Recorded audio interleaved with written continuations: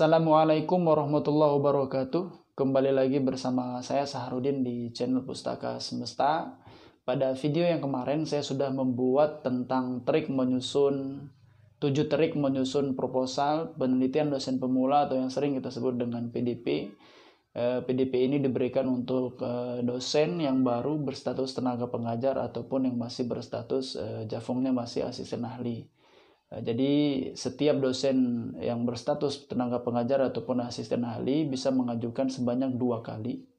Jadi upayakan 1 tahun 1. Jadi tahun kedua bisa mencoba lagi. Kemudian tahun ketiga mungkin akan mencoba dengan yang lebih tinggi, misalkan contohnya adalah PKPT misalkan.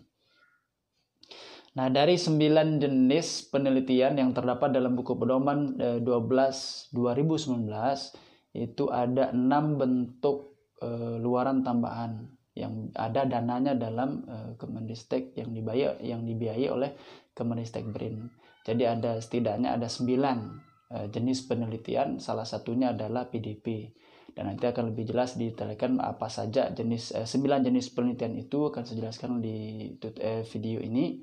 Kemudian 6 jenis luaran tambahan itu apa saja, kemudian apa saja yang harus kita siapkan, yang harus kita upload ke Selmitama supaya nanti ketika datanya valid dari pengumuman dari Kemendikbud, pengumumannya nanti akan ada di Selmitama sekitar bulan Desember itu udah diumumkan, kemudian Desember Januari diumumkan, kemudian biasanya Februari atau Maret paling lambat, tapi biasanya Februari itu sudah cair kalau misalkan dana luaran tambahan yang kita ajukan itu masuk dalam kategori valid.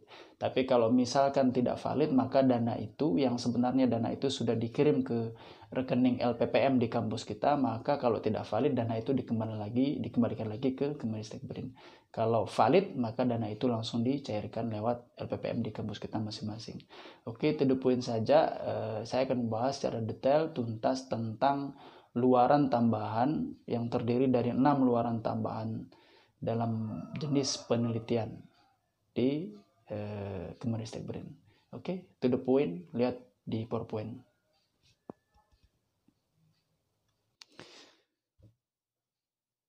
Kita lanjutkan melalui PowerPoint. Jadi kita akan membahas tuntas luaran tambahan dari hibah penelitian. Jadi luaran tambahan ini hanya dikhususkan untuk penelitian. Nah, penelitian yang dimaksudkan itu ada 9 jenis penelitian dengan 6 bentuk luaran tambahan yang akan dijelaskan pada slide berikutnya. Artinya nanti luaran tambahan ini kita punya mutu ya. Kalau luaran tambahan itu nanti valid, maka dananya dicairkan. Kalau misalkan tidak valid, maka dana itu dikembalikan ke DRPM. Oke, next. Besaran dana luaran tambahan. Ya, ini kita bisa lihat tabelnya. Untuk hak cipta itu sebesar 20 juta. Kemudian paten itu 20 juta. Kemudian purwarupa atau prototype itu 20 juta. Kemudian untuk publikasi internasional yang terindeks Scopus dan WOS atau WOS itu 15 juta. Kemudian buku terbit ber-ISBN itu 15 juta. Kemudian publikasi nasional terakreditasi Sinta 1 atau Sinta 2 itu 7.500.000. Jadi untuk terakreditasi Sinta yang 3-6 tidak terhitung dalam luaran tambahan. Ini adalah besaran dananya. Next. Ya, ini sudah disampaikan dalam surat ini ya, nomornya bisa dilacak di Simletapmas untuk besaran dana luaran tambahan. Oke, yang berikutnya adalah sasaran. Jadi sasaran luaran tambahan itu seperti dijelaskan di awal tadi ada 9 jenis penelitian. Ya, pertama pasti kita udah tahu PDP. Kemudian yang kedua ada PKPT, kemudian yang ketiga ada penelitian disertasi doktor, kemudian yang keempat ada penelitian tim pasca sarjana, yang kelima ada penelitian berbasis kompetensi, yang keenam penelitian kerjasama luar negeri, yang ketujuh penelitian strategis nasional institusi, yang kedelapan penelitian dasar unggulan perguruan tinggi atau PDUPT, dan yang kesembilan yang terakhir adalah penelitian terapan unggulan perguruan tinggi PT UPT. 9 jenis penelitian ini dijelaskan dalam buku pedoman yaitu 2 tahun terbitan 2019. Artinya mungkin nanti akan rilis juga buku pedoman ke-13 mungkin di tahun 2020 ini. Ya, bisa saja nama penelitian ini berubah atau skimnya berubah. Ya, intinya kita akan mengikuti alur yang pedoman yang diberikan dari DRPM yang nanti kita akan download di Simnitapmas. Nah, misalkan dari dana luaran yang ada itu, apabila terdapat lebih dari satu luaran tambahan yang dinyatakan valid. Misalkan nanti kan diumumkan pengumuman calon penerima peserta atau calon penerima dana tambahan ini biasanya diumumkan di bulan Desember. Kemudian proses upload, verifikasi, dan lain sebagainya itu dilakukan di bulan Januari. Kemudian nanti biasanya Februari dicairkan. Nah, kalau misalkan ternyata ada lebih dari satu luaran tambahan yang dinyatakan valid, maka dana yang dapat dibayarkan adalah sebesar dana luaran tambahan yang tercantum dalam kontrak. Artinya meskipun kita mengajukan di Simnitapmas misalkan pada masa pengajuan proposal, luaran tambahannya misalkan ada 5, tetapi di kontrak ternyata disetujui hanya ada 1.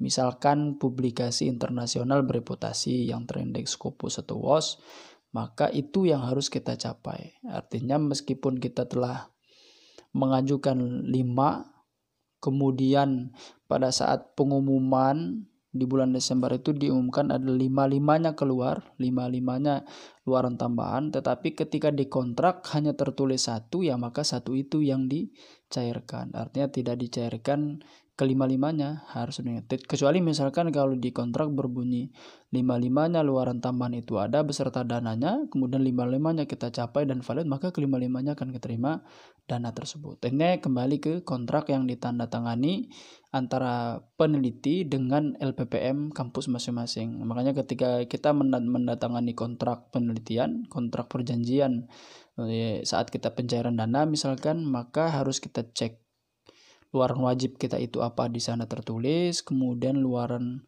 tambahannya itu di sana tertulis seperti apa, sehingga nanti ketika monef kita bisa mempertanggungjawabkannya. Oke, next.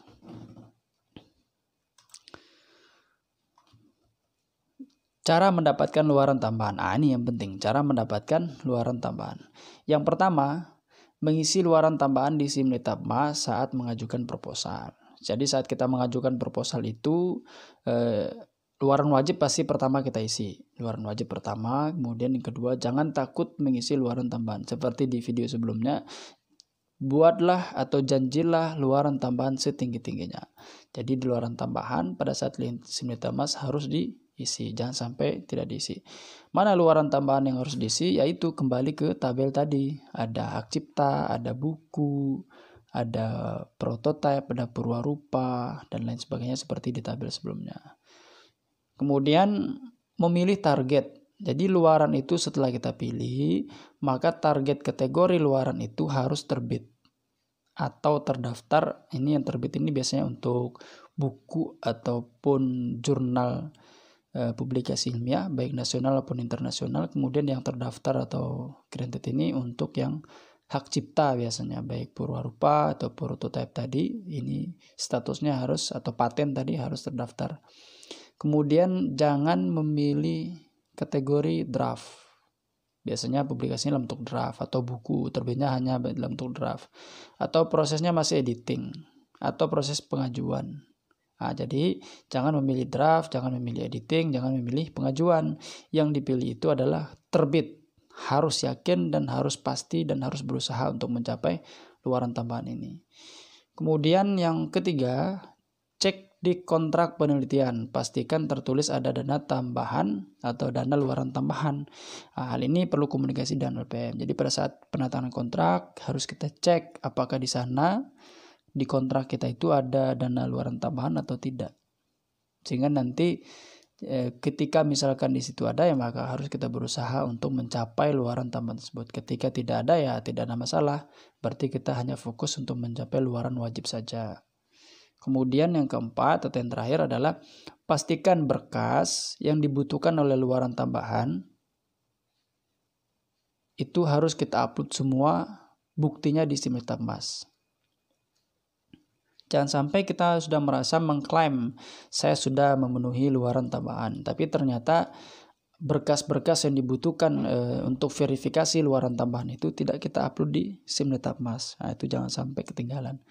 Ini biasanya penguploadan itu di akhir, nanti misalnya di bulan Desember ya kita harus upload. Tapi misalkan pada saat penelitian berjalan dari sejak tanda tangan kontrak sampai bulan Desember, misalkan pada saat Monef, mungkin di tengah tahun luaran-luaran yang mungkin sesuai dengan catatan harian kita, luaran-luaran wajib atau luaran tambahan yang sudah kita capai kita uploadkan ke SIM Litbangmas.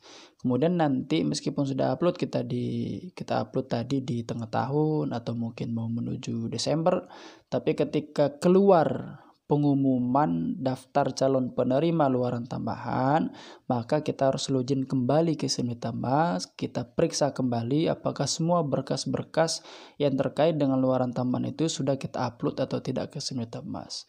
Bisa saja karena biasanya sering ada transisi server atau aplikasi dari SIM Litbangmas seperti pernah kejadian 2018, transisi ke 2019, dari 2019 transisi ke 2020. Dan saya pernah mengalaminya langsung. Jadi ketika tengah tahun saya sudah mencapai luaran tambahan, ketika itu saya upload, kemudian pada saat keluar pengumuman, ternyata saya login lagi, periksa ternyata filenya hilang. Karena masa transisi tersebut, artinya ada file-file yang mungkin tersimpan di server yang lama, di pemindahan data dari SIM Litbangmas, sehingga filenya tidak ikut terupload kembali. Jadi kita harus cek kembali. Kalau misalkan tidak ada ya kita akan uploadnya kembali. Tapi nanti di surat itu biasanya diberitahukan, di surat pengumuman diberitahukan untuk mengupload kembali. Oke, next, proses validasi dan pencairan. Nah, jadi yang pertama itu seperti saya sampaikan tadi, biasanya bulan Desember itu pengumuman calon penerima udah keluar, akhir Desember atau awal Januari udah keluar. Nah, nanti setelah keluar calon penerima ini, kita disuruh untuk mengupload bukti-bukti itu. Bukti luaran wajib dan luaran tambahan. Mungkin ada yang terlupa atau mungkin sudah kita upload tapi datanya hilang, ya kita upload kembali, periksa. Nah, nanti setelah diupload maka tim verifikasi, tim validator itu turun mengecek tim validatornya sesuai dengan surat yang diedarkan. Yang pertama, ini bunyi surat ya yang pernah diturunkan. Bagi peneliti yang sudah mengunggah luaran wajib atau luaran tambahan pada SIM Litbangmas Login 2 ini, wajib mengunggah kembali luaran tersebut. Jadi wajib mengunggah itu artinya mungkin ada file yang hilang, jadi kita diminta untuk unggah kembali. Meskipun tidak ada perintah untuk wajib mengunggah, ya setidaknya kita login kembali untuk meriksa. Kalau misalkan ada ya alhamdulillah, kalau misalkan dia hilang ya kita upload kembali. Kemudian luaran tersebut pada menu luaran wajib dan luaran tambahan. Nah, yang berikutnya untuk perguruan tinggi kelas termadya dan utama itu divalidasi oleh LPPM masing-masing kampus. Sedangkan untuk perguruan tinggi kelas termadya dan binaan seperti ini jenjang PDP, kebanyakan di binaan validasinya dilakukan oleh DRPM. Nah, setelah validasi itu clear, maka keluarlah pengumuman hasil valid tidak validnya berdasarkan pemeriksaan berkas-berkas ini. Kalau dia valid, maka nanti pencairannya lewat LPPM langsung. Karena dana luaran tambahan itu dari pusat sudah dikirimkan bersamaan dengan dana penelitian real kita yang sesuai di akun SIM Litbangmas masing-masing. Jadi dana itu tidak dicairkan bersama dengan dana penelitian. Jadi dana penelitian dicairkan dulu, kita penelitian, kita capai luaran tambahan, kalau valid baru dicairkan. Kalau misalkan tidak valid, maka dana itu dikembalikan lagi ke DRPM. Itu proses validasi dan pencairan. Next, berkas luaran tambahan. Nah, ini yang penting. Berkas apa saja yang dibutuhkan sebagai syarat untuk mendapatkan luaran tambahan ini. Meskipun nama kita keluar di pengumuman calon penerima, tapi kalau kita tidak memiliki berkas ini ataupun punya tapi tidak lengkap, ya nanti masuk kategori tidak valid. Meskipun kita sudah mencapainya, tapi berkasnya tidak lengkap, ya nanti masuk kategori tidak valid. Kalau tidak valid berarti dananya dikembalikan. Oke, yang pertama, buku ajar terbit atau buku ajar BSPN. Nah, kriteria kelayakannya, yang pertama dia harus punya SPN, yang kedua dia memang sudah terbit. Nah, ini trik lagi saya sampaikan, ada 2 yang harus diperhatikan dari penerbit tempat tujuan kita menerbitkan luaran buku baris band kita. Yang pertama adalah pastikan dia adalah anggota IKP. Itu yang pertama. Yang kedua, dia punya website sendiri. Tuh, jadi yang pertama dia adalah anggota IKP, yang kedua adalah dia punya website. Kenapa website itu penting? Karena ada kaitan dengan URL. Ada kaitan dengan URL. Meskipun kita menerbitkan buku, ada yang versi online saja, ada yang versi elektronik dan cetak sekaligus. Tapi nanti di SIM Litbangmas, meskipun kita memiliki untuk cetak saja, di sana ada kolom untuk mengisi URL buku itu. Jadi nanti validator akan mengecek buku ini sudah terbit atau tidak.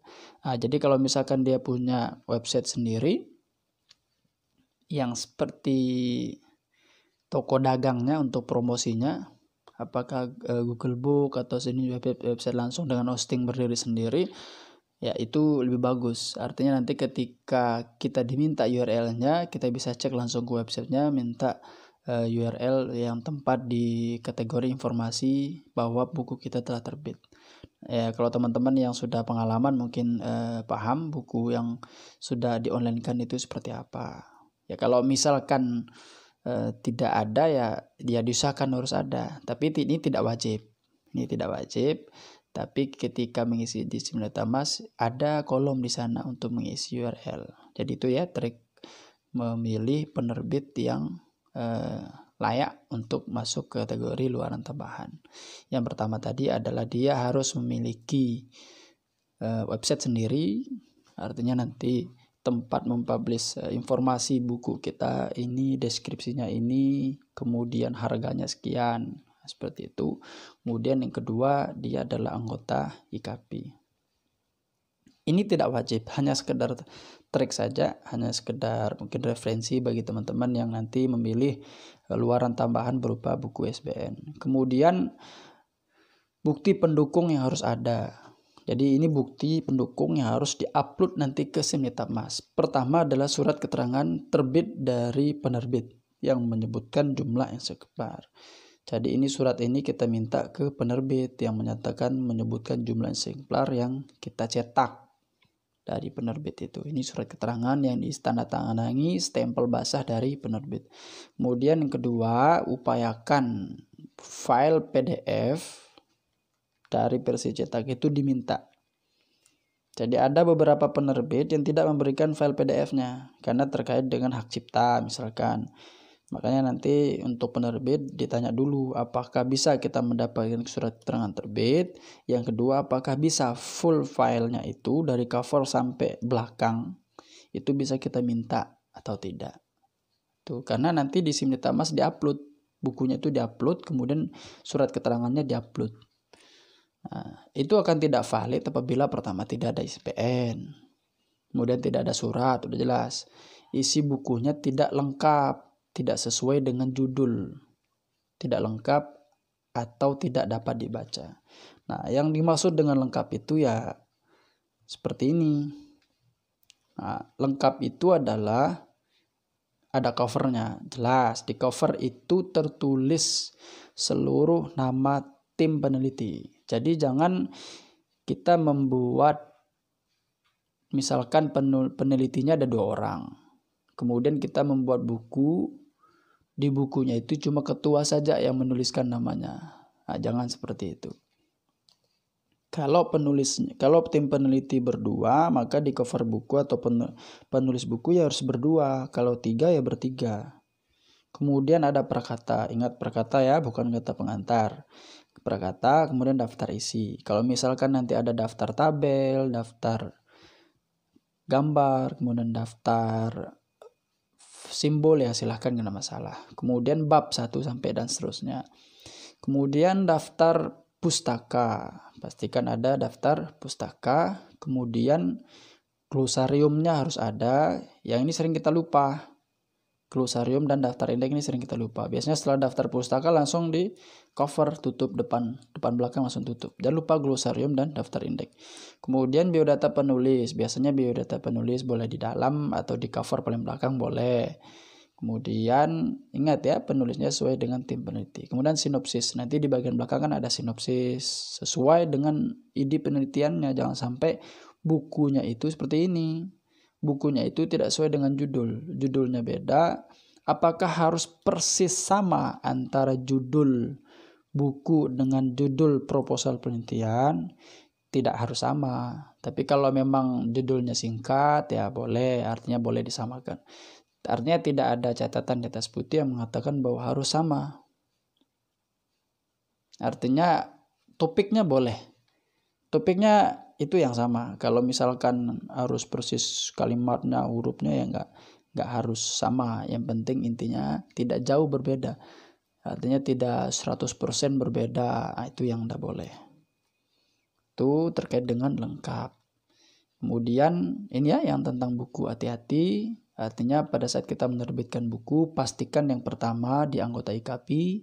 Kemudian yang kedua dia harus punya website sendiri. Kemudian yang ketiga kita harus minta surat keterangan publish. Yang keempat adalah kita harus minta full filenya kepada dia. Nah nanti ya pastikan susunan bukunya seperti ini. Ini minimal ya. Artinya kalau ada penambahan-penambahan yang dari ini ya silakan. Kemudian bukunya boleh yang ukuran A5, kemudian boleh ukuran 15x21, boleh silahkan. Kemudian yang berikutnya berupa hak cipta. Oke, ini berkaitan dengan hak cipta.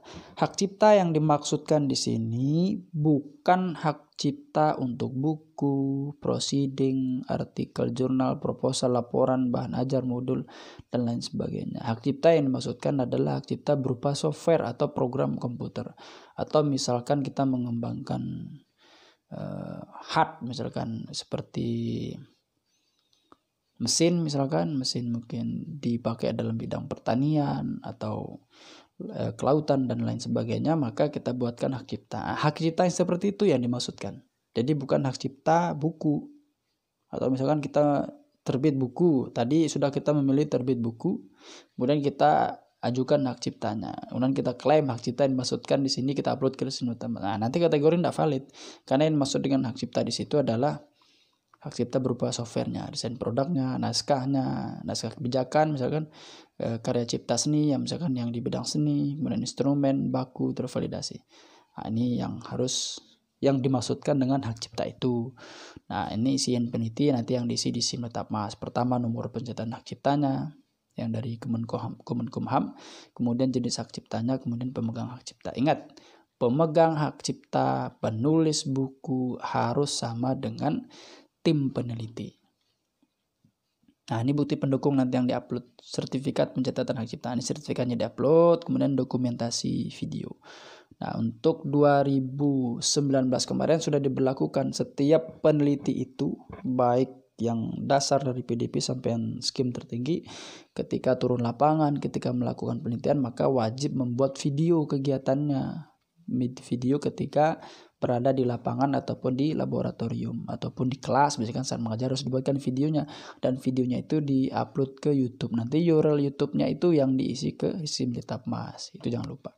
Kemudian manual book. Nah, manual book ini dibuat biasanya misalkan yang mengembangkan software tadi itu, nah, nanti manual book harus diisikan. Ini tidak akan valid, tidak ada sertifikat hakinya, nggak ada. Pemegang hak ciptanya tidak sesuai dengan yang disertifikat, kemudian bukti dokumen atau nomor buku hak ciptanya tidak jelas atau tidak ada. Itu harus ada. Nah, yang manual book itu ya seperti ini. Seperti yang kita kenal ya, pertama ada cover, kemudian prakata, kemudian daftar isi, kemudian bab 1 dan seterusnya. Nah, nanti dalam bab-babnya itu menjelaskan proses dari instalasinya, kemudian kelebihan kekurangannya apa dari software atau mesin yang kita kembangkan, kemudian tool-toolnya apa atau menu-menunya apa saja, kemudian cara penggunaan. Artinya kalau nanti ada poin-poin yang mau ditambahkan ya silakan. Yang jelas bab ini harus tertulis proses instalasi ini dari software ini. Oke. Kemudian next yang bentuknya kebijakan. Nah, nanti yang kebijakan ini bisa bentuk peraturan, bisa di sini bisa ada PP, Perpres, Permen, Perda, Pergub. Nah, nanti yang kebijakan ini. Kemudian kebijakan organisasi nasional atau internasional. Ini contoh-contohnya. Nah, isian nanti yang di sana adalah jenis peraturan. Kemudian nomor peraturannya. Nah, ini bukti pendukung yang akan kita upload. Salinan peraturannya. Salinan itu ya kopiannya yang ada tanda tangan, stempel basah. Kemudian SK tim penyusun dari institusi penyusun kebijakan. Nah, khusus yang ini, apakah harus sesuai dengan tim peneliti atau boleh ada orang lain yang masuk? Tidak ada masalah. Yang penting tim peneliti masuk. Karena ini berbicara SK tim penyusun, bisa saja mungkin kita melibatkan pakar yang lain. Sebagai validator, sebagai penelaah, yang ada masalah. Yang penting SK dari institusi harus ada. Kemudian ini tidak valid kalau salinannya peraturan tidak ada. Salinannya nggak ada, kemudian SK tim penyusunnya tidak ada. Nah, SK tim penyusun itu nanti mungkin bisa ditandatangani oleh Pak Rektor atau Ketua sekolah tinggi atau mungkin Ketua BPM, yang ada masalah. Yang penting ada SK. Kemudian yang berikutnya adalah paten. Paten itu kaitannya dengan HKI ya. Jadi statusnya tadi sudah disampaikan harus terdaftar atau granted. Nah, nanti isian yang diisi di sini mas, nomor pendaftaran patennya yang dari sertifikatnya, nomor patennya berapa, pemegang patennya, judul paten, alamat URL paten. Ini surat-surat yang ini berkas-berkas pendukung yang harus kita upload. Surat pernyataan, surat yang menyatakan nomor pendaftaran yang dikeluarkan oleh Kemenkumham atau sertifikat paten. Ini yang keterangan tidak validnya. Kemudian berikutnya adalah ini masih paten ya. Nah, ini adalah prototype. Yang prototype atau purwarupa tadi itu prototipenya skala lab atau prototype yang diuji dalam. Nah, kemudian prototype untuk isian penelitiannya nanti di sana kita akan memilih, ya kita akan menginput jenis prototipenya skala lab atau uji lapangan, kemudian nama prototipenya. Nanti yang kita upload ya dokumen hasil uji dari lab. Bisa bentuk catatan, ya namanya dokumen. Bisa nanti juga di sini dokumen videonya harus kita uploadkan di sini. Nah, tidak validnya ya karena ini dokumen hasil ujinya tidak ada, dokumentasi pengujiannya nggak ada. Jadi untuk mulai 2019 setiap turun lapangan maka harus ada dokumentasi. Ya minimal foto, video lebih bagus. Artinya divideokan, nanti rinci-rincikan saja yang tidak terlalu panjang, ya maksimal 5 menit atau 10 menit. Kemudian publikasi ilmiah jurnal internasional. Ini dananya sebesar 15 juta tadi. Harus accept atau publish. Kalau accept berarti kita harus butuh LOA. Ya, bukti terima dari penerbit atau dari pengelola jurnal. Nah, pastikan yang akan kita isi nama jurnalnya apa, kemudian judul artikelnya apa, penulisnya siapa, URL kalau dia sudah terbit, kemudian doi. Nah, pastikan jurnal tujuan kita itu dia sudah anggota dari Crossref. Artinya artikel yang kita terbitkan di jurnal itu punya doi, jangan sampai nanti tidak ada doi. Kemudian ini ya harus ada LOA kalau dia masih statusnya. Meskipun nanti yang sudah publish juga kita harus minta LOA. Karena LOA ini nanti wajib diuploadkan di sana. Begitu juga dengan artikel atau gali. Artinya artikel gali ini artikel yang versi sudah terbit, yang sudah ada halamannya, sudah final dari yang kita download dari websitenya. Ini tidak valid. Jika belum terbit, surat keterangan accept dari editor tidak ada. Itu jelas, tidak ada surat atau LOA-nya nggak ada. Jika belum terbit surat keterangan accept-nya itu nggak ada. Kemudian bukan termasuk artikel terindeks bereputasi, artinya yang tidak terindeks di Scopus ataupun WOS.